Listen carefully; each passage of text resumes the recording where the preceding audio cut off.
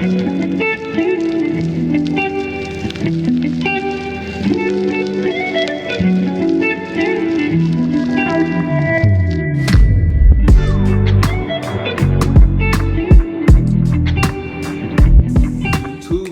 it do, Ski? We got one for y'all right now. Yes, what is up, y'all? We are back again. What are we going to be talking about? Well, we're going to talk about a short clip that this governing body member is putting out to encourage young ones for the summer. Yes, it was in a governing body number, I don't know. I think 3 update. Number 3 update, something like that. I don't know. Number 1 million at this point. Right. All right. So, as we plan our activities for the next few months, let's consider what opportunities we might have to expand our service to Jehovah. Young ones, if you have time off school during the next few months, could you spend more time in the ministry? In the weeks leading up to each convention, we'll invite our neighbors to attend the convention with us. That's an excellent time to expand our ministry. Could you auxiliary pioneer?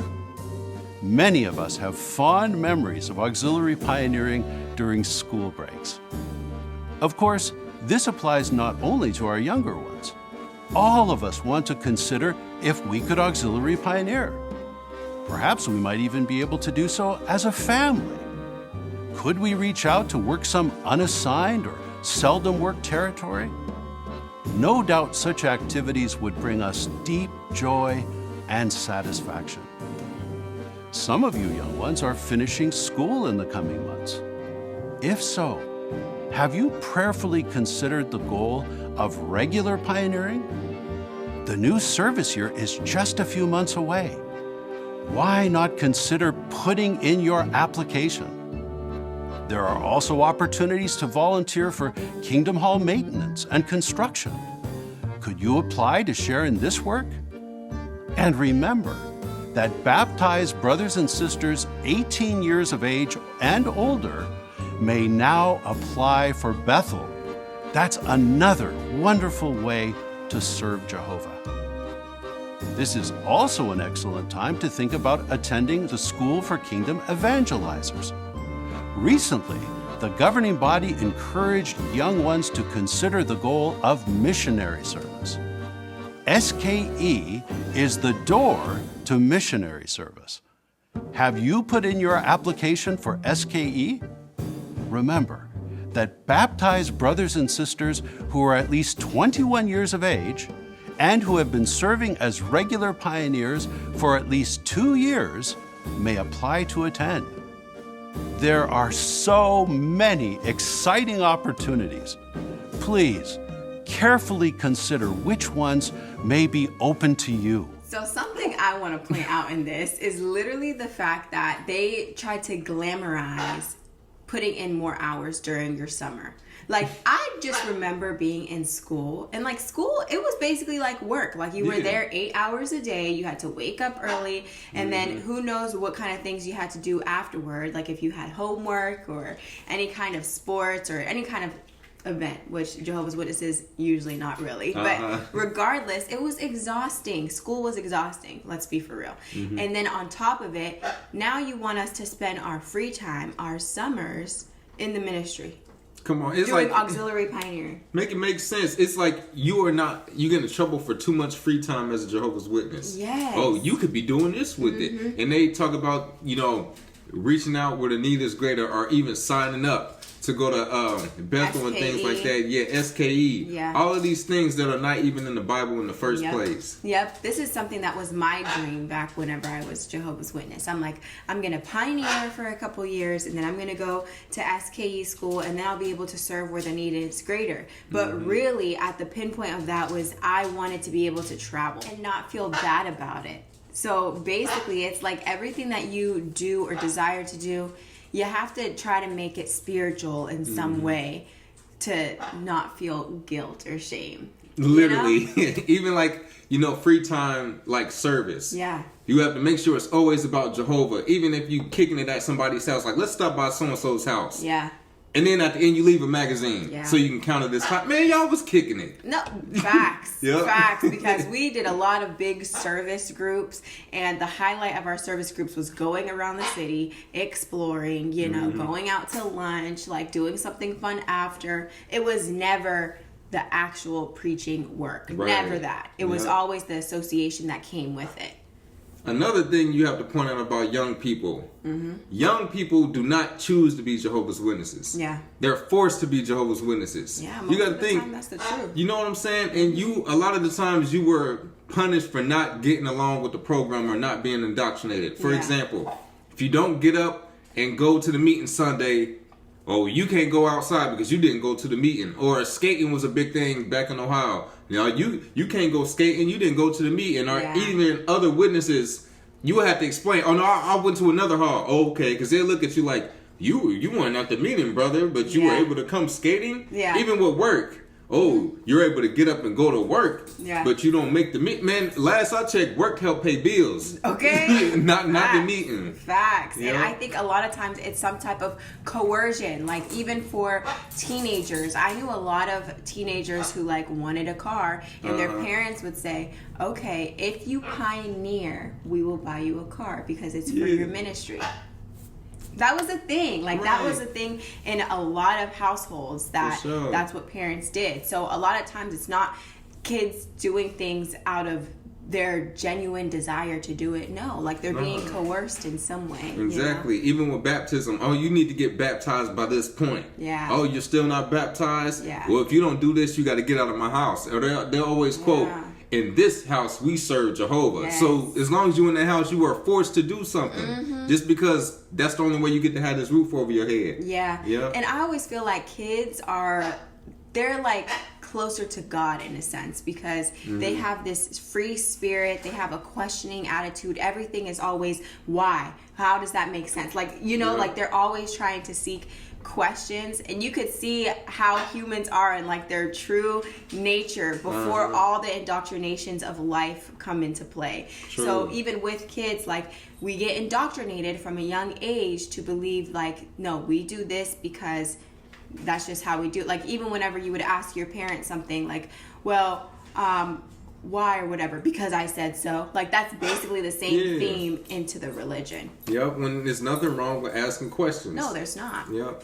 And with that, you have to basically think it kind of goes against like a kid's nature. A kid is inclined to want to delve into like their creative spaces. So they want to play sports because they want to know if they're good at it and if they like it. They want to go to different, even into teenagers and young 20s. Honestly, for the rest of your life, these are things that you want to do. You want to know who it is that you are and what kind of sparks your soul. It's like we're on the search for that our whole lives, you know, but kids especially, because it's such a weird, I don't know, it's such a weird age. Like you're not able to do the things that you want to do necessarily because you're under your parents. And then even with that, if you were born a Jehovah's Witness, they indoctrinate you to be under the religion as well. So like social events are looked down upon, sports are looked down upon, like dating is looked down upon, like all of these things. Yeah, so you're literally going against your nature in your young developing years, right? So, for example, when people are teenagers, that's when they hormones kick in and they, want to date. But you can't do that. Yeah. You want to socialize and figure out who you are, especially in that weird phase from being a kid to a preteen to teen. Yeah. You're trying to figure out what's your friend group. But you can't do that. No. What music you like, because it's strict on music. Yeah. Your way of entertainment. Can't do that. So literally in your most important years where you are, because we are all a reflection of our childhood. Yeah. Now they make it to where you end up just different, or you can't express yourself. Yeah, unless you end up going and, digging back into those childhood moments and things like that. But no, that's true. Even whenever it comes to you wanting to do sports or having your creative outlets like instruments and things like that, it's like, again, all of the things have to be centered somehow around Jehovah's Witnesses, or you doing it for Jehovah. And that's another way of manipulation that they do in the video is they're always saying you want to or even earlier in that update video, which we're not going to post that part. You guys can look at it if you want. But they were saying about donating and stuff. And they're like, they pointed out some scripture that was like, you know, do all things, give all your valuables to God, or give all your valuable things to Jehovah. And they were using that as a way to say you need to donate. So valuable things, finances, valuable things, money, or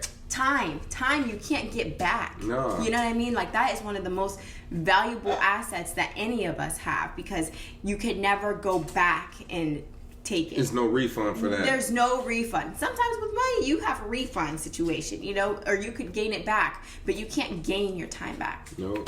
Something else we have to point out with the young generation, the difference between the one before, Jehovah's Witnesses, even though it started in the 1800s, late 1800s, it didn't really start to blow up until around the 70s, 80s. In 1975 is when they were teaching that this old generation, this part of the OG group from the early 1900s, they not even gonna they not gonna pass away. Or it'll get close to them passing away, but by then the end will come. So the people that were hearing that, the young people, are now our parents and grandparents' area. So us as the new young people, or the generation a little bit under us, not only did they get to see, you know, more than we did, they get to see, wait a minute. All right, so back then they kind of got away with that, seeing old people pass. But y'all was young when this happened. Now y'all are starting to pass. Now these people are 50s, 60s, 70s. So wait a minute.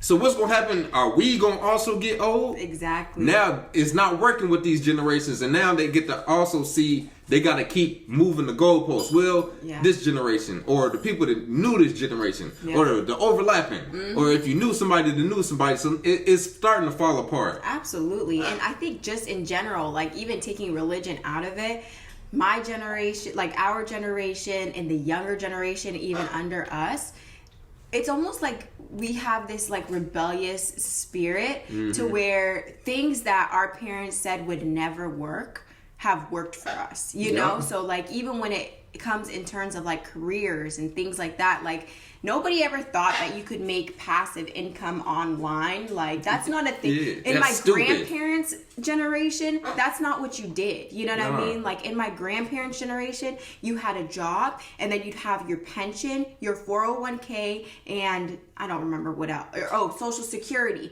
And that was your three-legged stool to lead you into retirement. Our generation is like, okay, we know that that's probably not going to work for us. Social Security is running out. We have to think of different things. We need to go, you know, buy real estate. It's just different. Like you could see a huge difference in the mentalities of older generations versus our generation. True. They had the mentality of, I'm going to work for 40 years and then retire. You know, we have a different mentality where we're like, we're not wasting all of our young years and waiting until we're 65 when it's possibly more difficult to walk, or I'm sick or whatever, to go out and travel and be adventurous. Like it's very different. No, I'm gonna make some videos. You think that's stupid? You think people gonna sit and watch you on the screen? Yeah. Like that's our generation. Because we do that. You know what I mean? We do the same thing. Like it's just it's very different. And I think it goes back into religion. Like it's a different kind of mindset. For sure. We're not falling for the okie doke as the young people. And something else that the young people have now, they have social media. Before you hopefully can stumble across Crisis of the Conscious or something like that. But it wasn't YouTube videos or an algorithm that'll kick something onto your screen and it's like, wait a minute. So it's a lot of that going around. TikTok, Instagram, YouTube. All of this stuff. So young people do not want to be Jehovah's Witnesses. They don't. No, we didn't want to do it. We were just forced to and spooked into it because we didn't want to face the consequences of not following this. And also, we realized that there's so much generational trauma, and the reason that it happened is because everybody just stays quiet and does what the last generation told them that they're supposed to do. Facts. Like, no, you need to respect your elders. It doesn't matter if they raped you. It doesn't matter if they did this, that, talked to you crazy. You always have to respect your elders. That was a theme. Like, my mom, that was a theme. This generation is like, no. We respect respectable elders. Yeah. But a disrespectful elder gets no respect. Okay. Not from us. I hate to break it to you. Sorry. No, because you just had more birthdays than me. Okay, but it doesn't mean you're mature. No, it don't mean you mature per year. That's it. People get older and never mature. Come on now.